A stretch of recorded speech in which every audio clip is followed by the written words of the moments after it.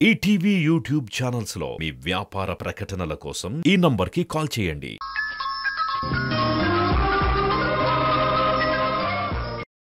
నిజం. ఆపరేషన్ అయిపోయిన తర్వాత మీ బాసు వాళ్ళ అమ్మతోనో వాళ్ళ కూతురుతోనో కదా మాట్లాడాలి. అవును. కానీ మీ బాసు సింధుని చూడాలి, తనతో మాట్లాడాలి అన్నాడు. మీ బాసు వాస్తవ్ సింధు వలలో పడిపోయి ఉండాడు. వాళ్ళ మధ్య వేరే అలాంటి సంబంధం ఉండాది.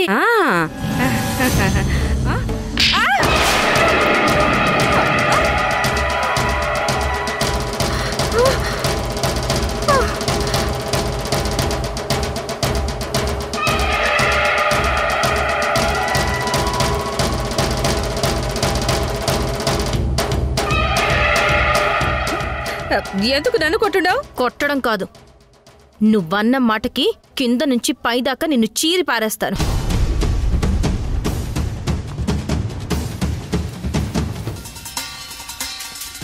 ఏమనుకున్నావు? నీకు మరీ అంత చీప్గా కనిపిస్తున్నానా?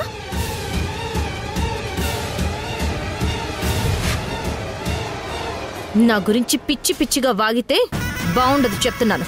నేను అన్న దాంట్లో తప్పే ఉండదు. నువ్వు ఇంతకు ముందు తిరుగుపోతావే కదా. అదుగో మళ్ళీ.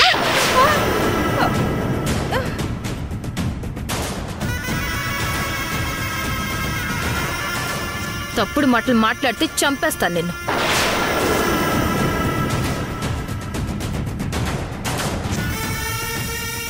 ఏంటి అల్లుడు గారు మీరు చూస్తూ ఉండిపోయారు? మీరే చూసారుగా అదెట్ట రెచ్చిపోతా ఉండదో.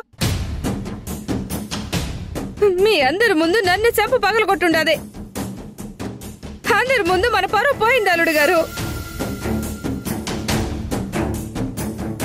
మీరే దానికి సరైన బుద్ధి చెప్పాలి.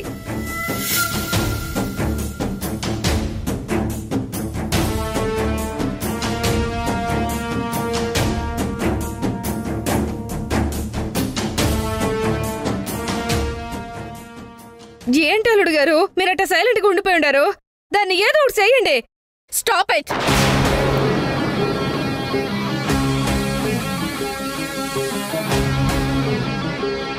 యష్, ఆఫీస్లో ఏంటి న్యూసెన్స్?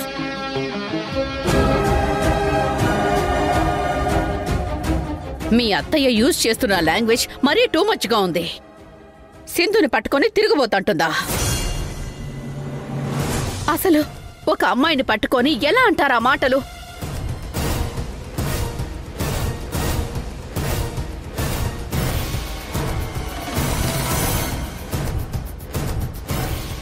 అసలు నువ్వు ఆడదానివేనా? సాటి ఆడదాంతో ఎలా బిహేవ్ చేయాలన్నది అసలు నీకు తెలీదా? కామన్ సెన్స్ కూడా లేదా నీకు? నువ్వు యష్ అత్తయ్య కాబట్టి సరిపోయింది, లేదు అంటే నిన్ను నేనే ఫినిష్ చేసేదాన్ని. సింధు క్యారెక్టర్ ఏంటో మీకు తెలుసుంటే మీరు ఇలా మాట్లాడుండ్రు. చాలే ఆపో. సింధు ఏంటో తన క్యారెక్టర్ ఏంటో నాకు బాగా తెలుసు.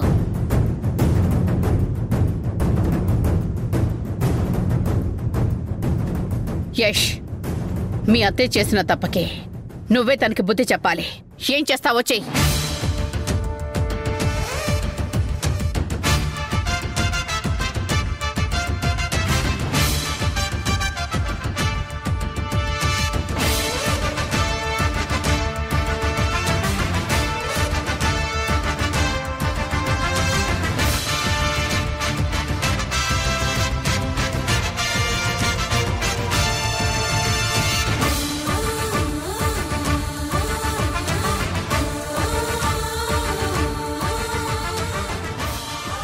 మీరు వెంటనే ఇక్కడి నుంచి వెళ్ళండి.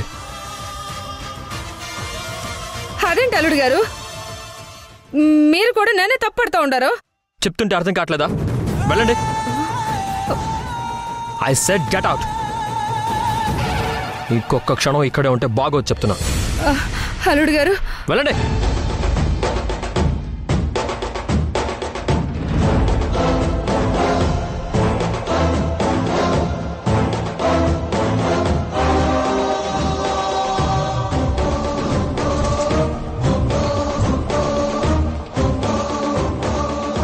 యష్, సింధు, మీరు సార్ లోపలికి రండి, మీతో మాట్లాడాలి.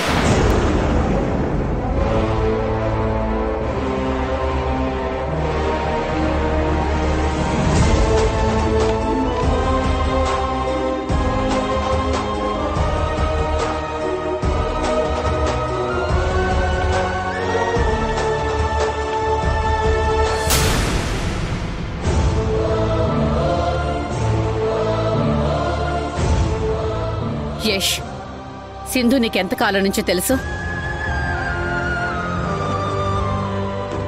తెలుసు మేడం. అదే ఎంతకాలంగా తెలుసు? మా 2 కంపెనీలు టైఅప్ అయ్యి ప్రాజెక్ట్ వర్క్ స్టార్ట్ అయినప్పటి నుంచి తెలుసు మేడం.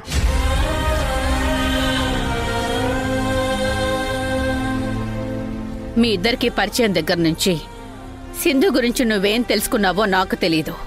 కానీ నేను మాత్రం సింధు గురించి చాలా ఎక్కువే తెలుసుకున్నాను.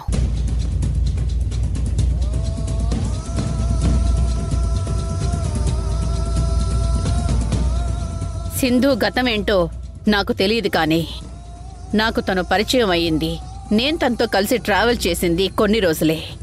ఆ ఎక్స్పీరియన్స్తో నేను చెప్తున్నాను, సింధు షీఈస్ కంప్లీట్ ఉమెన్.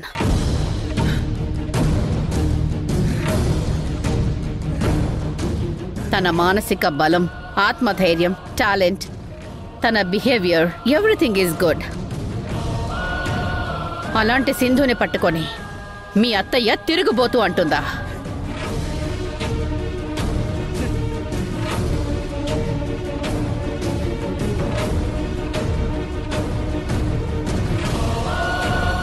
నాకైతే అక్కడి తనని చెప్పు తీసుకొని కొట్టాలనిపించింది.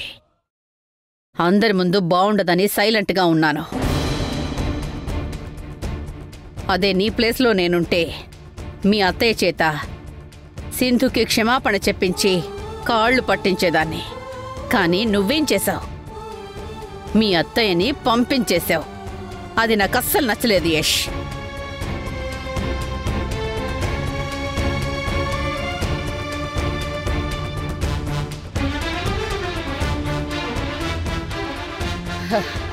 యష్, డబ్బు, హోదా, స్టేటస్ దీన్ని చూసి మనిషి గొప్పవాడు అనుకోకూడదు. క్యారెక్టర్ని బట్టే ఏ మనిషి అయినా గొప్పవాడవుతాడు.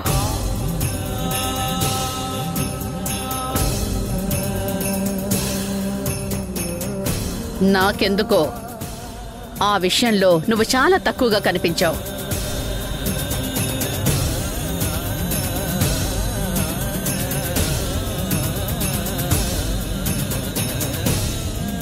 సింధు, నువ్వు బాధపడకు.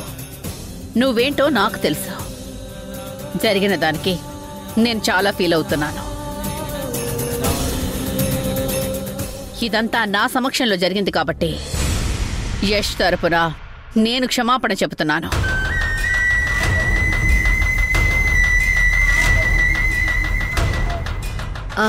అయ్యో మేడం, మీరు నాకు క్షమాపణ చెప్పడం ఏంటి?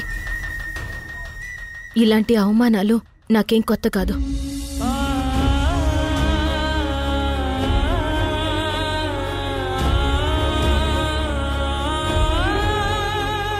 అనుమానాలు, అవమానాలు ఎప్పటినుంచో నన్ను వెంటాడుతూనే ఉన్నాయి. ఇది నా పర్సనల్ విషయం. దయచేసి మీరు నా కోసం ఫీల్ అవ్వకండి మేడం.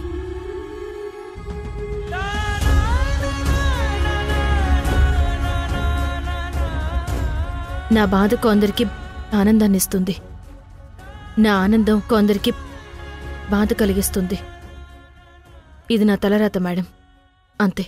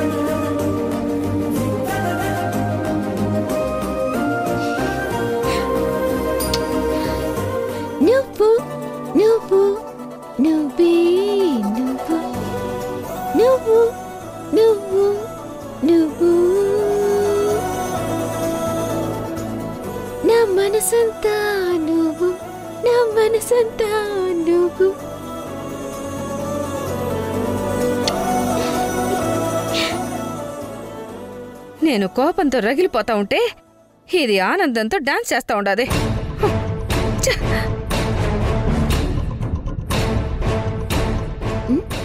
ఏందమ్మే క్యారియర్ ఇచ్చొచ్చి అల్లుడు గారి ఆఫీస్ వస్తానంటూ ఎగురుకుంటూ వెళ్ళుండవు కదా, ఏమైనాది అంత సీరియస్ గా ఉండవు?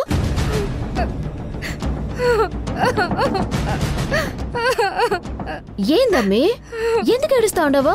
ఎంత జరిగినా ఇంకా నేనెందుకు బతుకుండానా అనిపిస్తా ఉండదమ్మే. ఏం జరుగుండదమ్మి? ఆ సింధు ఆఫీస్ లో అందరి ముందు నా పరువు తీసుండదమ్మే. ఏమైంది నిన్ను నానుండదా?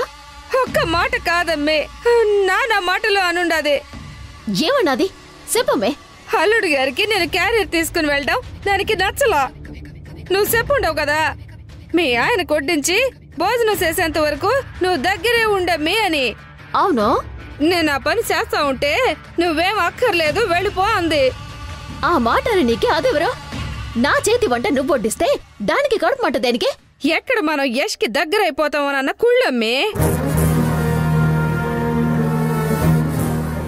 ఇంట్లో దాని ఆటలు సాగడం లేదు, మీ అత్తయ్య దాన్ని ఎక్కడికక్కడ కంట్రోల్లో పెడతా ఉండదు కదా. అదే ఆఫీస్లో అయితే దాందే కదా అధికారం. అందుకే అధికారం మదంతో రెచ్చిపోయి నేనేం చెప్పకపోయినా ఊరికే నన్ను లాగి సంప మీద కొట్టినదమ్మే. ఏందమ్మి నిన్ను కొట్టినదా?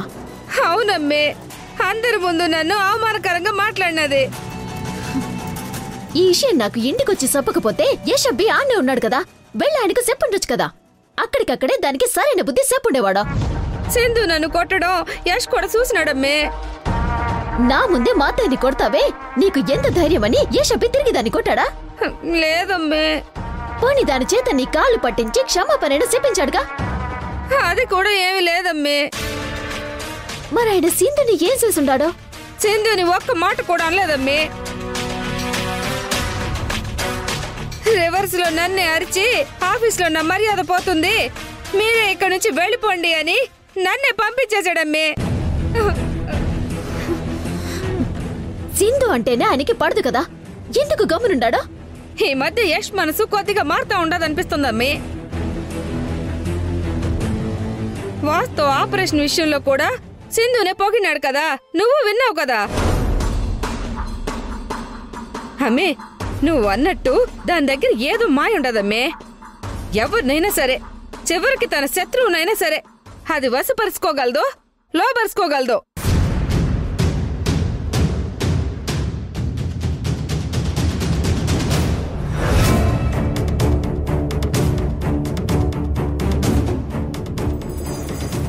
నిజమే అమ్మే, సింధు మెల్లిగా ఆయన్ని మార్చుకుంటూ వస్తా ఉండదు. యష్ మారిపోతే నీ ప్రేమ మునిగిపోతాదమ్మే. అంతవరకు నేనెందుకు రాణిస్తానమ్మే? నిన్ను కొట్టిన విషయం అత్తయ్యకి చెప్పి దాన్ని చేత ఇంట్లో అందరి ముందు నీ కాళ్ళు పట్టించి క్షమాపణ చెప్పిస్తాను. నువ్వు చూస్తా ఉండవు. సింధు నా కాళ్ళు పట్టుకోకపోయినా పర్వాలేదమ్మే, యష్ ని తన కొంగుకి కట్టేసుకోకుండా చూసుకో, అది కదా నీకు ముఖ్యం.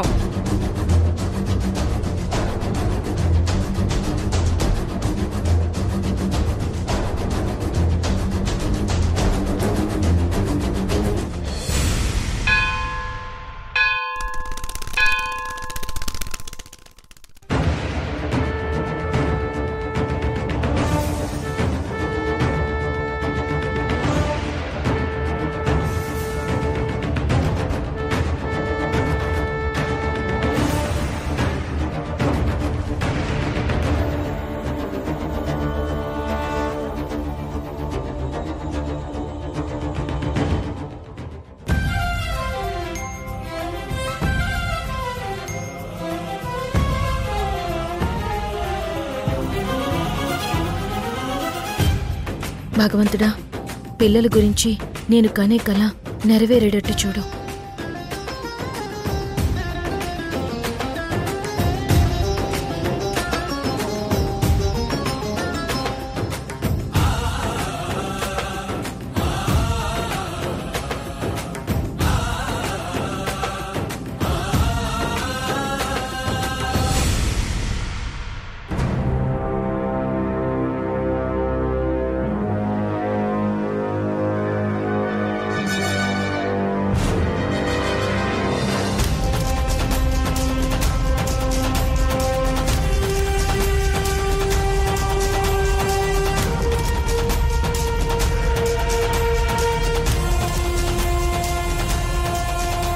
గుళ్ళో నన్ను చూసిందంటే ఆ డాక్టర్ని కలవకుండా వెనక్కి వెళ్ళిపోతుంది. నేను కనపడకూడదు.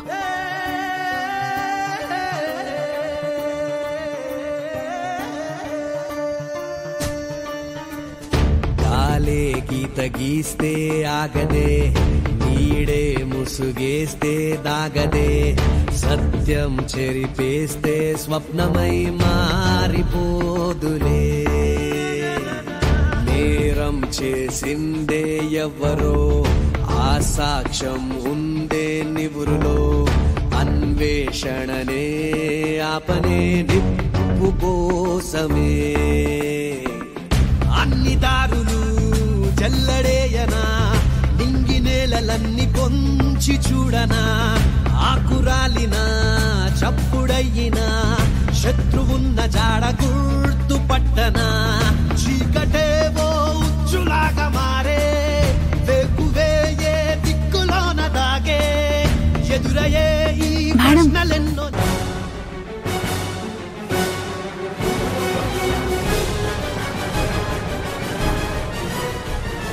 ఈయనెవరు? మా హస్బెండ్. చెప్పండి, ఎందుకు నాకు పదే పదే ఫోన్ చేస్తున్నారు? మా ఆయన ఇంకో పార్ట్నర్తో కలిసి ఫైనాన్స్ కంపెనీ రన్ చేసేవాళ్ళండి. కోట్లలో బిజినెస్ జరిగేది. సడన్గా ఒకరోజు ఆ పార్ట్నర్ నా భర్తను మోసం చేసి కంపెనీలో ఉన్న డబ్బు తీసుకొని కనిపించకుండా వెళ్ళిపోయాడు.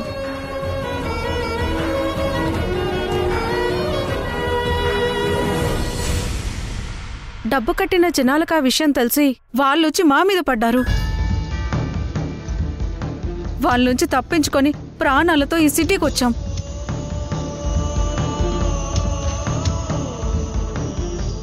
ఎవరికి కనబడకుండా ఇలా దొంగచాటుగా తిరుగుతున్నాం.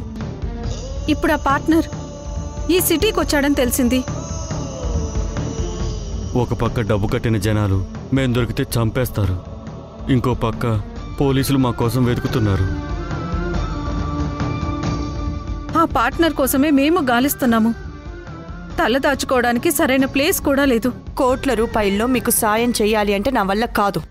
కావాలంటే 1 లక్షో 2 లక్షలో ఆ మాత్రం సర్దగలను.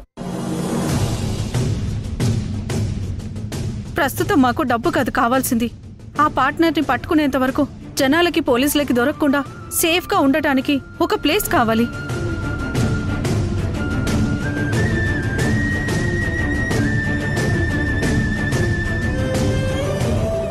మీ ఇంట్లో అయితే మేము సురక్షితంగా ఉండగలము. ప్లీజ్ అండి, మాకు మీ ఇంట్లో షెల్టర్ ఇవ్వండి. ఇన్నాళ్ళు ఏ నిజాన్నైతే సింధుకి తెలియకుండా జాగ్రత్తగా కాపాడుకుంటూ వస్తున్నానో, ఇప్పుడు వీళ్ళకి నా ఇంట్లో చోటిస్తే అదే నిజం సింధుకి నేనే తెలిసేలా చేసిందన్నవుతాను. అది జరగకుండా ఉండాలి అంటే వీళ్ళు నా ఇంట్లో కాదు కదా. అసలు డాక్టర్కి నాకు పరిచయం ఉన్న విషయం, నన్ను కలిసిన విషయం కూడా పొరపాటున సింధుకి తెలియకూడదు. ఏంటండి ఆలోచిస్తున్నారు? మా ఆవిడ చెప్పింది పిల్లల విషయంలో మీకెంతో హెల్ప్ చేసిందంట.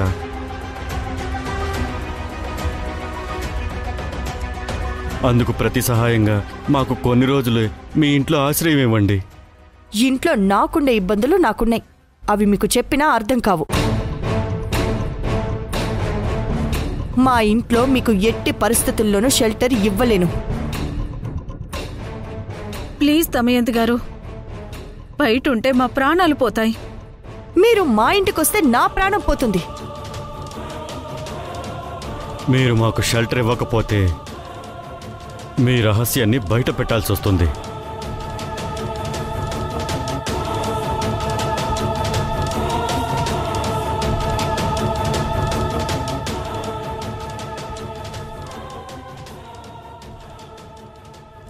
ఏం మాట్లాడుతున్నావు? అదేంటో నా నోటితో చెప్పాలా? ఆ రోజు మీరు